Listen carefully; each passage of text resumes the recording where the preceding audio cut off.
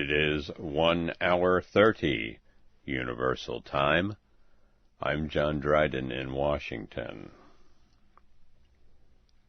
The Prime Minister of Iraq says his government's forces will take control of security in most of the country by the end of this year. Prime Minister Nouri al-Maliki talked with news reporters in Baghdad after meeting with British Prime Minister Tony Blair. Mr. Maliki said Iraqi forces will begin the security operation in 2 provinces next month. Mr. Blair says Iraq's new national unity government is a new beginning for the country. He described the conflict in Iraq as being longer and more difficult than expected. Officials in Jordan say they have arrested a leader of the Al-Qaeda in Iraq group. The officials believe the man was involved in kidnapping Jordanians and other Arabs in Iraq. Jordan's news agency says security forces made the arrest. It also said the suspect is guilty of crimes that include robbing trucks. Few other details were given. The American ambassador to the United Nations says Iran's leaders can stay in power if they end their search for nuclear weapons. John Bolton made the comment during a meeting of a Jewish group in New York. Mr. Bolton later told reporters he did not mean that the United States would seek a change in leadership if Iran refused to stop its uranium enrichment. On Wednesday, top diplomats from the 5 permanent members of the Security Council and Germany will meet in London. They are expected to discuss Iran's nuclear program. Officials in Sudan deny accusations that the government has attacked a rebel base in Darfur. Members of the Sudan Liberation Army said government troops and Arab fighters had attacked its base in the northern part of the area. Such action would violate a peace agreement for Darfur. The Sudan Liberation Army signed a peace agreement with the government on May 5th. 2 smaller groups have refused to sign the agreement. United Nations diplomats are to arrive in Sudan on Tuesday for talks with Sudanese officials. They will discuss a proposed deployment of a UN peacekeeping force to Darfur.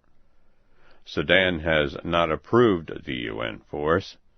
Sudanese officials say they want more power in deciding the size and operations of the UN force.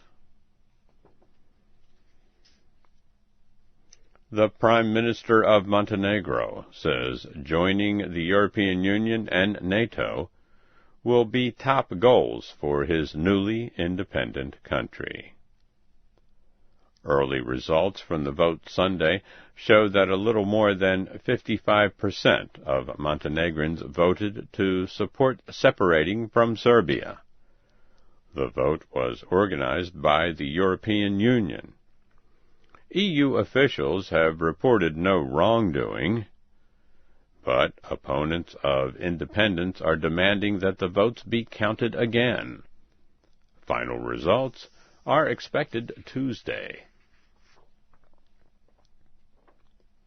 The Shell Oil Company is refusing to pay $1,500,000 to the Central Bank of Nigeria. A spokesman said Shell will not pay while it appeals the decision. A federal court in Nigeria ordered the oil company to pay the money by Monday afternoon. That time passed without any sign that the company did so. The money was to go to local Nigerian areas to pay for environmental damage. Officials in the areas accuse Shell of permitting oil spills that have poisoned waters and killed plants and fish. Shell blames the problem on people who attack the pipeline and cause leaks. You are listening to the news in VOA Special English. The United States is urging the United Nations Under-Secretary General to meet with the Security Council about his visit to Burma last week. American Ambassador John Bolton told reporters he received no opposition to his request. He said the United States especially wants to know about the meeting with Aung San Suu Kyi. The State Department welcomed the Burmese government's decision to permit the meeting with Ms. Suu Kyi, but officials said the meeting itself does not reflect progress. American officials are calling on Burma to release Ms. Suu Kyi when her arrest order ends on May 27th.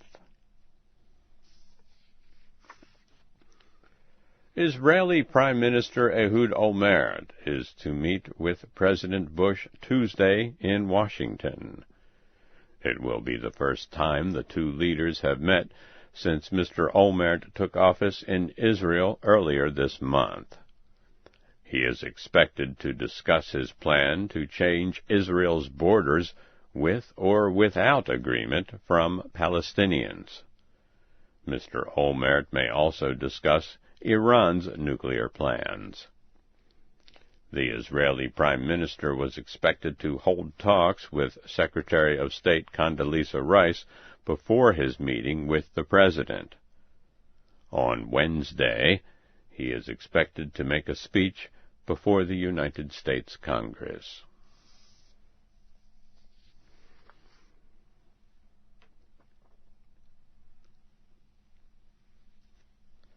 The United States has given Zambia nearly $23 million as part of a 2-year plan to fight wrongdoing in the government. The money is part of a program aimed at improving democracy and good government in developing countries. Program official John Danilovich said fighting wrongdoing is necessary to reduce the number of the poor. Mr. Danilovich says such crimes in government make it difficult to increase growth. And he praised Zimbabwe President Levi Wanawasa for his efforts to stop wrongdoing in the country. Religious groups in Pakistan say they plan to protest the new movie called The Da Vinci Code. The leaders of the Islamist Opposition Alliance calls the movie an offense to a holy person who is important to many religions. The movie claims that Jesus married his follower Mary Magdalene and had a child with her. And this news, a 7-year-old American boy has set a world record for his age group by swimming more than 2 kilometers across the San Francisco Bay. Braxton Bilbray completed the swim from Alcatraz Island to San Francisco in about 1 hour. Braxton says that next time he wants to swim the English Channel. Briefly, here again is the major news of the hour. The Prime Minister of Iraq says Iraqi forces will take control of security in most of the country by the end of this year. The American ambassador to the United Nations says Iran's leaders can stay in power if they end their search for nuclear weapons.